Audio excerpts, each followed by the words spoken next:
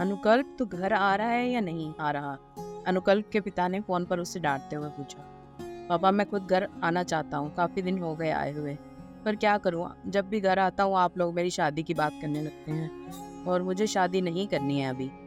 अनुकल्प ने अपने पिताजी से नाराज़गी प्रकट करते हुए कहा था। पिताजी अब कुछ सोचते हुए बोले, चल ठीक है, इस बार शादी की बात कोई नहीं करेगा तुझसे, बस तू घर आ जा।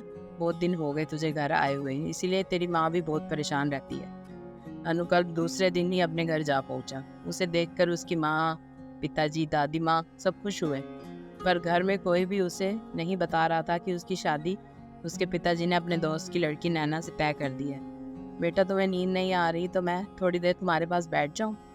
रात का खाना खा लेने के बाद जब अपने कमरे में आकर अनुकल्प लेटा तो उसकी माँ ने उसके पास आकर पूछा। हाँ हाँ माँ, क्यों नहीं? अनुकल्प अपनी माँ से हंसते हुए बोला। अनुकल्प मैं तुमसे एक ज़रूरी बात करने आई हूँ, तुम भड़कना मत, बस मेरी बात ध्यान से बिल्कुल शांत होकर सुनना। अनुकल्प की माँ उसके चेहरे को ध्यान से ताकते हुए बोली थी। बोलो ना माँ, मैं आप पर कभी गुस्सा हुआ हूँ क्या? अनुकल्प माँ से बोला था। बेटा तुम्हारे पिताजी ने तुम्हारी शादी तय कर दी है, तुम लड़की को बहुत अच्छे से जानते हो, वह तुम्हारे पिताजी के दोस्त की ही बेटी है नैना।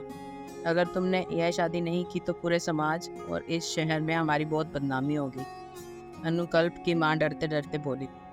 पर माँ वह गंवार लड़की मुंबई जैसे महानगर में मेरे साथ कैसे रह सकती है? उसे तो हाई सोसाइटी के कोई तौर तरीके तक पता नहीं है। आप लोग बिना मुझसे पूछे मेरे गले में फांसी का फंदा डाल रहे हैं। अनुकल्प तनिक क्रोधित होते हुए अपनी माँ से बोला था, पर अंत में वही हुआ जैसा अनुकल्प के माता पिता चाहते थे। अनुकल्प को ना चाहते हुए भी अपने पिता के मित्र की बेटी नैना, जिसे वह गंवार कह चुका था, उसी से विवाह के लिए अपनी स्वीकृति देनी पड़ गई। एक शुभ मुहूर्त देखकर विवाह की तारीख भी निश्चित कर ली गई और जोर शोर से विवाह की तैयारियां शुरू कर दी गई। अनुकल्प की शादी का दिन करीब आया तो उसने मुंबई से अपने सारे दोस्तों को गांव बुला लिया। उसके दोस्तों में एक पति पत्नी थे, पंकज और आशिता। आशिता बेहद खूबसूरत और काफ़ी पढ़ी लिखी महिला थी। पंकज और आशिता की जोड़ी हर महफिल की शान हुआ करती थी। अनुकल्प की शादी धूमधाम से नैना से संपन्न हो गई। परिवार में इस शादी से सभी खुश थे, सिर्फ अनुकल्प को छोड़कर। उसे लग रहा था जैसे उसका वैवाहिक जीवन शुरू होने से पहले ही बर्बादी की कगार पर पहुंच गया है। समय बीतता गया, धीरे धीरे अनुकल्प की छुट्टियां खत्म हो गई। अब उसे मुंबई वापस जाना था। वह मुंबई जाने लगा तो उसके माता पिता दोनों ही कहने लगे कि बहू को भी साथ ले जाओ। मजबूरी में उसे नैना को साथ लेकर मुंबई आना पड़ा। एक दिन पंकज और आशिता दोनों ने फ़ोन करके अनुकल्प और उसकी वाइफ नैना को अपने घर डिनर पर आमंत्रित किया। भाभी आज नैना की तबीयत ठीक नहीं है, मैं अकेला ही डिनर पर आऊँ? अनुकल्प अपने दोस्त की वाइफ आशिता से बोला और फिर शाम ढलते ही अकेले ही उनके घर डिनर के लिए चला गया। काफ़ी समय तक ऐसे ही चलता रहा। जब भी कोई दोस्त अनुकल्प को पार्टी वगैरह में सपत्नीक बुलाता था, वह बहाने से नैना के लिए हमेशा मना कर देता। नैना यह सब अच्छी तरह समझती थी। कुछ दिनों तक तो नैना यह सब बर्दाश्त करती रही, फिर उसके सब्र का बांध टूट गया। एक रात अपने घर पर फ़ोन करके अपने पिताजी से शिकायत करने लगी कि अनुकल्प के ना चाहते हुए भी क्यों उससे मेरी ज़बरदस्ती शादी करवा दी आपने। कोई जब भी कहीं आमंत्रित करता है तो वो अकेले ही जाते हैं, मुझे साथ ले जाने में उनकी शान कम होती है। उसके माता पिता ने सब कुछ प्यार से समझा दिया और कहा कि एक दिन सब ठीक हो जाएगा। अब नैना सोसाइटी के बच्चों को पढ़ाने लगी, जिससे कि उसका ध्यान फालतू की चीज़ों में ना जाए और 4 पैसे भी घर में आने लगे। अब वह अपनी ही दुनिया में व्यस्त रहने लगी थी। उसे कोई फ़र्क नहीं पड़ता था अनुकल्प उसे कहीं साथ में ले जाए या ना ले जाए। देखते देखते दोनों की शादी को 1 साल हो चुके थे। सब कुछ वैसे ही चल रहा था जैसे पहले था।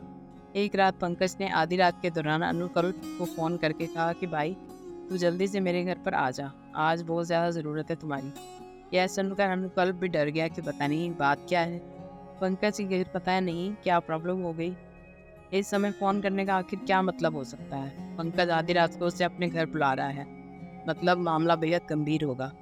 फिर आनन फानन में तैयार होकर वह जब पंकज के घर पहुंचा तो उसने पाया कि पंकज ने बहुत ज़्यादा शराब पी रखी है और वह रोए जा रहा था। जैसे ही अनुकल्प उसके घर पहुंचा, पंकज उससे लिपट कर रोने लगा। अरे यार बता तो आखिर बात क्या है?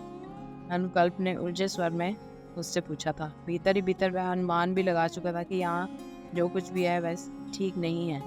ऐसे माहौल में घर में पंकज को अकेले देख उसका माथा भी ठनका था। अनुकल्प, आशिता हमेशा के लिए घर छोड़कर जा चुकी है। वो कहती है कि तुम्हारी सैलरी से कुछ नहीं होता है, घर खर्च भी ठीक से नहीं चल पाता है। और जब मैंने उससे कहा कि तुम खुद भी पढ़ी लिखी हो, तुम भी कोई काम धाम कर लो तो इनकम बढ़ जाएगी, तो वो बोलती है कि मैं कहीं काम क्यों करूँ, पति तुम हो, तुम्हारी जिम्मेदारी के घर की सारी जिम्मेदारी और ज़रूरतें पूरी करो और मेरा सारा खर्च भी उठाओ। तुमसे मेरी शादी जॉब करके घर चलाने में हिस्सा देने या पैसे कमाने के लिए थोड़ी ना हुई थी। उसने जमकर मुझसे लड़ाई की और फिर हमेशा के लिए अपने माता पिता के घर चली गई। पंकज यह कहकर सिसकने लगा। यार पंकज, ये सब कैसे हो गया? तुम दोनों तो हर महफिल की शान हुआ करते थे, इतनी अच्छी जोड़ी थी तुम दोनों की, फिर अचानक से यह सब। अनुकल्प सहमते हुए बोला था। अनुकल्प, तू तो बहुत भाग्यशाली है कि तेरी शादी नैना भाभी से हुई है। पता है तुझे, वह तेरी हर बात का कितना ख्याल रखती है। तुझे क्या पसंद है क्या नहीं पसंद है फ़ोन करके मुझसे पूछती रहती थी। और तेरी आर्थिक मदद के लिए उन्होंने सोसाइटी के नन्हे बच्चों को पढ़ाना भी शुरू कर दिया। बहुत ही नसीब वाला है तू, जो इतना साथ देने वाली पत्नी मिली है। यह सब सुनकर उस दिन अनुकल्प की आंखों में आंसू आ गए। मन ही मन वह अपने आप को कोस रहा था कि आज तक उसने कभी नैना को नहीं समझा, आज तक उसका हक उसको नहीं दिया।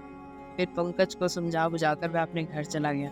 जैसे ही घर पहुंचा, नैना को सोफे पर बैठकर नींदी आंखों से अपना इंतजार करते पाकर उसकी आंखें भर आई थी। वह दौड़कर नैना से लिपट गया और जार जार रोने लगा। आज उसे एहसास हुआ था कि जिस नैना को गवार कहकर वह अपनी ज़िंदगी पर बोझ मानता रहा था, वह हकीकत में क्या थी। पढ़ा लिखा गवार तो वह था जो नैना की तपस्या को कभी नहीं समझ पाया था। उस दिन से नैना और अनुकल्प की ज़िंदगी ने एक अलग मोड़ ले लिया।